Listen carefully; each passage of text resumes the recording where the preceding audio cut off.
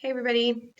I hope that you all are having a good week. It is pseudo almost for real spring in the Midwest, which is great and is helping everybody's mood. I wanted to leave you some feedback about grading, but also mostly I wanted to link the announcement to Dr. Martinez. The week 3 part 2 announcement has a lot of details about themes that we're seeing with APA, risks to plagiarism, and other graduate level writing feedback that has been found in this section of the course, but also at the course at large. So make sure that you are reviewing that as it has a lot of detail. And as we move forward, we're going to be more taking off more points for things that we've been giving consistent feedback for if they're not integrated. So I got an email that some of you went to the Writing Center and you're seeking assistance with APA 7. That's amazing.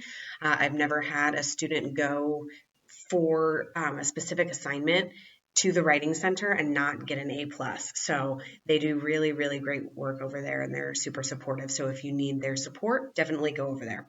If you're not sure how to reach them, I believe I put it in announcement week 1, but if not, always email me and I can make sure that you have all of the resources that you need.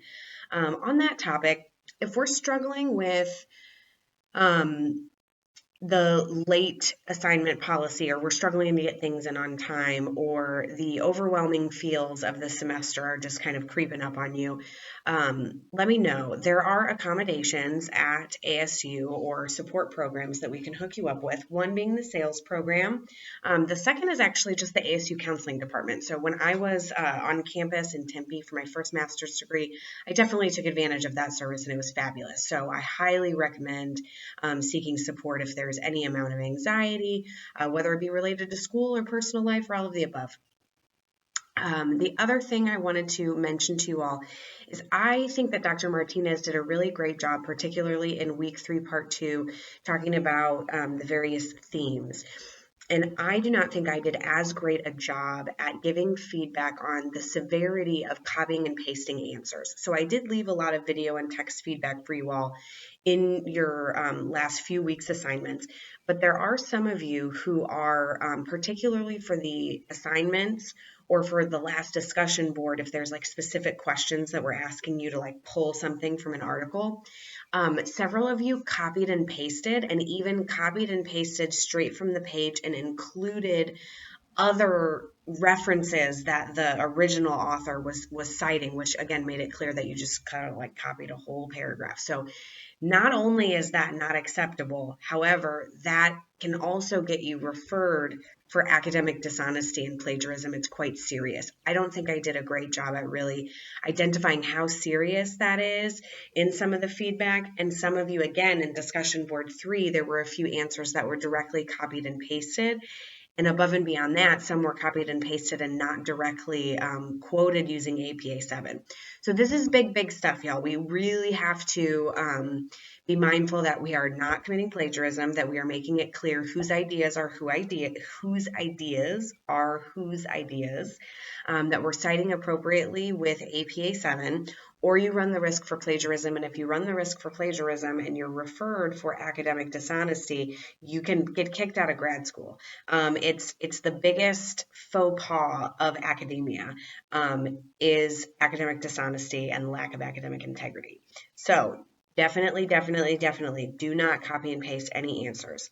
If you all are having trouble absorbing the concepts, or you're not sure, or you're having anxiety because you feel like you don't understand, I can help in those situations. Either we can have a phone conversation, we can have a Zoom conversation, we can email questions back and forth.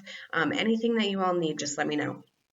The final thing I want to leave you with is I left you my favorite mindfulness activity. This is above and beyond the best coping skill I've ever found in my life, is just going outside, being in nature, grounding in nature. I was able to do that with my partner and my son this past weekend. We've been very cooped up dealing with our spring colds and just having Midwest tornado weather. And so we got to play outside, and it really did a number for all of our moods. And in the Midwest here shortly, it's going to be probably this weekend, and the following weekend is going to be the weekends for morel mushroom picking. So we're going to get into doing some of that this weekend.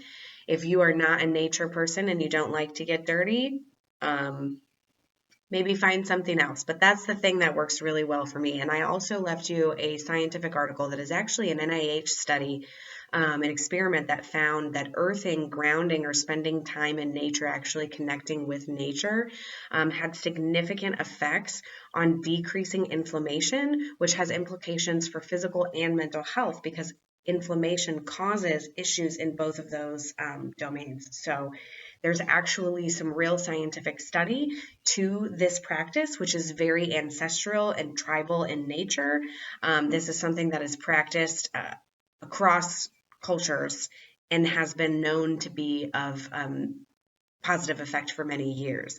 I find it interesting that a lot of statistics studies want to examine things that I consider to be ancient wisdom, which on a macro level social work, like with a macro level social work frame, has been affected by colonialism. So, colonialism removed, stole those cultural practices, and then kind of appropriated them. And now we're putting science on top of them and saying, look, go do these things.